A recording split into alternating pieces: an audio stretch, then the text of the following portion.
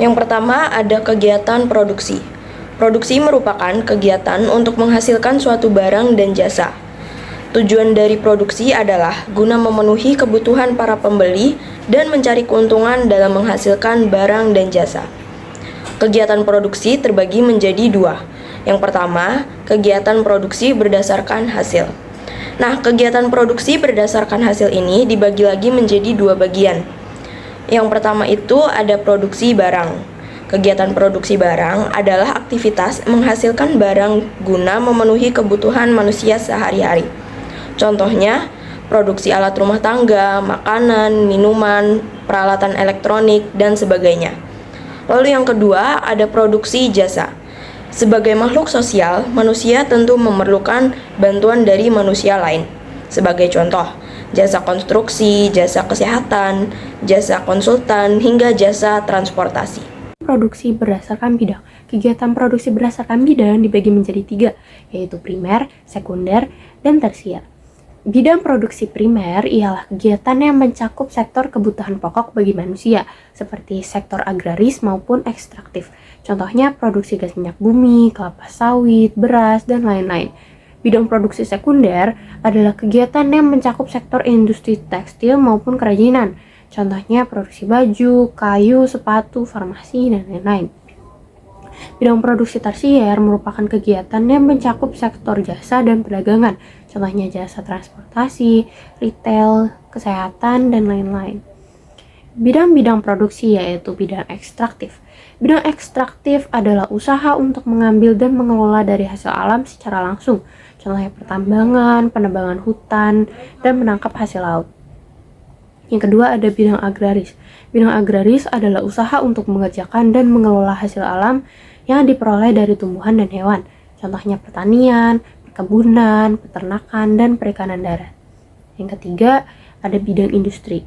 Bidang industri adalah usaha untuk membeli serta menjual barang tanpa mengubah bentuknya. Contohnya perdagangan regional atau daerah, nasional, hingga internasional. Yang kelima ada bidang jasa. Adalah usaha untuk memberikan pelayanan bentuk jasa kepada masyarakat yang bertujuan untuk memperoleh keuntungan, contohnya asuransi, pengangkutan atau ekspedisi kargo, dan hukum. Syarat-syarat produksi yaitu 1. Memiliki kemampuan untuk melakukan produksi. 2. Ada sumber daya alam yang akan diolah. 3. Ada tenaga manusia atau mesin untuk melakukan produksi.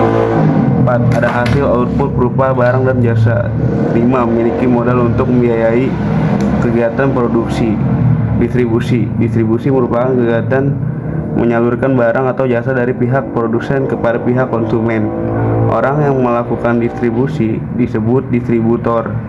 Adapun tugas utama dari kegiatan distribusi yaitu membelikan barang dari pihak produsen untuk kemudian dijual kepada pihak konsumen.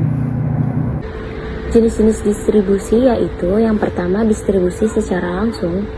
Distribusi secara langsung artinya suatu kegiatan menyalurkan atau mengirimkan barang dan jasa langsung dilakukan oleh produsen atau perusahaan.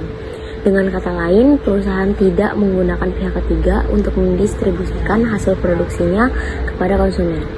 Contohnya, dilakukan oleh para produsen seperti nelayan, petani, pedagang, dan lain-lain. Mereka selaku produsen akan menjual atau mendistribusikan hasil produksinya kepada konsumen. Yang kedua, distribusi secara tidak langsung. Distribusi secara tidak langsung adalah kegiatan distribusi yang dilakukan oleh pihak ketiga sehingga perusahaan tidak berkaitan secara langsung. Jenis distribusi ini bisa dilakukan dengan cara perorangan atau menggunakan perusahaan distributor. Yang ketiga, distribusi secara intensif. Distribusi secara intensif adalah distribusi yang dilakukan untuk menyalurkan barang atau hasil produksi kepada retail. Setelah perusahaan menyalurkan hasil produksi kepada retail, maka hasil produksi tersebut akan dijual kembali oleh retail tersebut. Contoh, barang dan jasa yang laris atau mudah dijual di pasaran. 4. Distribusi secara eksklusif. Distribusi secara eksklusif adalah distribusi yang dilakukan untuk menjual atau menyalurkan barang sebesar-besarnya. Pada umumnya, ketika melakukan distribusi jenis ini atas kesepakatan kedua belah pihak, yaitu antara produsen dengan pengecer. Contohnya, kita tidak akan bisa membeli mobil kecuali langsung ke dealernya. 5. Distribusi secara selektif. Distribusi secara selektif adalah kegiatan distribusi yang dijadikan sebagai solusi agar barang dapat disalurkan dengan baik. Pada umumnya, distribusi jenis ini sering digunakan oleh produsen yang mengirim barangnya hanya pada daerah-daerah tertentu saja. Hal ini dikarenakan barang akan laris pada daerah-daerah tersebut. Contohnya, pakaian para produsen yang cukup terkenal atau pakaian branded. Pakaian branded itu biasanya akan disalurkan pada daerah-daerah yang memiliki toko eksklusif saja.